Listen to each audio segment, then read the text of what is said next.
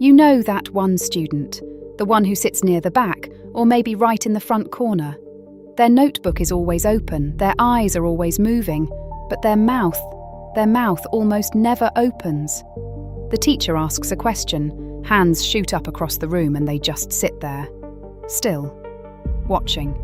And everyone thinks they know why. Oh, they're just shy. They're probably not that smart. They don't pay attention. But what if I told you that almost everything you've been taught about the quiet student in the classroom is completely wrong? What if their silence isn't weakness at all, but one of the most misunderstood forms of intelligence we have? Stay with me, because by the end of this video, you'll never look at a quiet person the same way again. Let's start with something most people never stop to think about. Talking and thinking are not the same thing.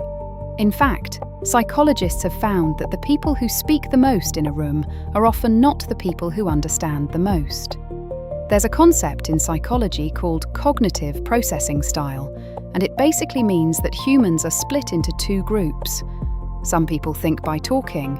They process their ideas out loud, bouncing words off other people, figuring out what they believe as the sentence comes out of their mouth. And then there are others, the ones who think by listening, the ones who turn the conversation inward, who run the words through their head 3, 4, 5 times before deciding if it's even worth saying out loud. Guess which one usually raises their hand first? And guess which one usually has the deeper answer? Yeah, exactly. Now here's where it gets interesting. The student who doesn't talk in class isn't being lazy. They're not zoning out. In most cases, their brain is actually working harder than everyone else's in that room. While the talkative student is busy crafting an answer to impress the teacher, the silent one is asking themselves something much more dangerous. They're asking, is this actually true? Does this make sense? What is the teacher not saying? That's not silence, that's analysis. That's a mind that refuses to speak until it has something real to offer. And in a world that rewards noise, that kind of mind is rare, almost endangered. But let's be honest. Not every quiet student is silent because they're a deep thinker. Sometimes the silence comes from something much heavier. Sometimes it comes from fear. Maybe they spoke up once, gave the wrong answer, and the whole class laughed. And from that day on, their brain made a quiet decision. Never again. Maybe they grew up in a home where their voice didn't matter, where every time they tried to share something, an adult cut them off, or rolled their eyes, or told them to be quiet. So they learned. They learned that staying silent is safer than being seen, and they carried that lesson into every classroom, every group project, every meeting later in life. Psychologists call this learned silence, and it's one of the most invisible wounds a person can carry, because nobody sees it, nobody asks about it, everyone just assumes they're shy and moves on. And here's the part that should make all of us pause. The quiet student is often the most observant person in the room. While everyone else is performing, they're studying. They notice who the teacher favours. They notice which kid is faking confidence. They notice the small lie in someone's story, the tension between two friends, the moment a classmate's smile drops when they think no one is looking. Their silence isn't emptiness. It's a camera. It's a recorder. They are absorbing the entire room. And one day, when life asks them to lead, or to write, or to create, all of those years of watching pour out of them in ways the loud kids could never match. Some of the greatest thinkers, writers, scientists, and even leaders in history were the quiet ones in school. Einstein barely spoke as a child. His teachers thought something was wrong with him. Turns out, he was just thinking on a level the classroom couldn't measure. But let's go deeper, because this is where it really gets uncomfortable. There's a psychological phenomenon called evaluation apprehension. It's the fear of being judged when you speak. And for some students, this fear isn't just a small nervous feeling, it's a full-body shutdown. Their heart races, their throat tightens, their hands get cold. The teacher calls on them, and even though they know the answer, the words just won't come out. And then the class waits. The teacher sighs. Someone else gets called on, and the silent student sits there, feeling smaller than they did a minute ago.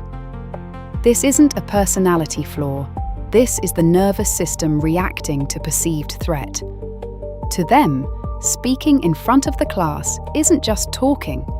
It's stepping onto a stage where every mistake gets remembered. And if they've been embarrassed before, even once, the body remembers. The body always remembers. Now here's something almost nobody talks about. The quiet student often feels lonely in a way that's hard to describe.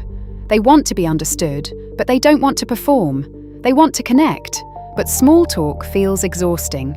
They watch other kids laugh in groups, and they think to themselves, why is it so easy for them and so hard for me? And the cruel part is, the world keeps telling them they need to fix it.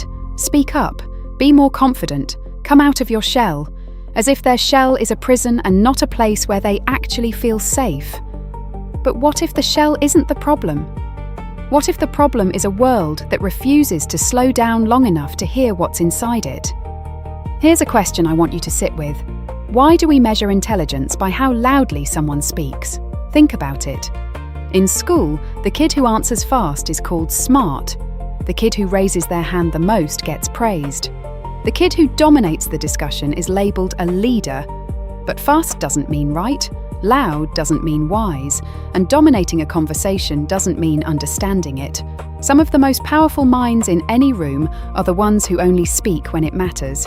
When they finally do open their mouth, the whole room shifts. Because their words carry weight. They've been earned through silence. And if you were that student, or if you are right now, I want you to hear this. Your silence is not a flaw. Your silence is a language. It just hasn't been translated yet.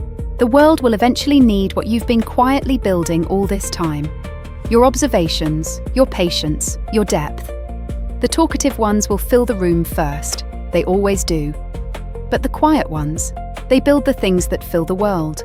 The books, the ideas, the art, the breakthroughs. While everyone else was talking, you were becoming. And that's not nothing, that's everything. So the next time you see a student who doesn't talk in class, don't pity them. Don't try to fix them. Don't assume they're lost or scared or behind. Look closer. Listen to their silence the way you'd listen to a song. Because in that silence, there is a whole universe trying to figure itself out.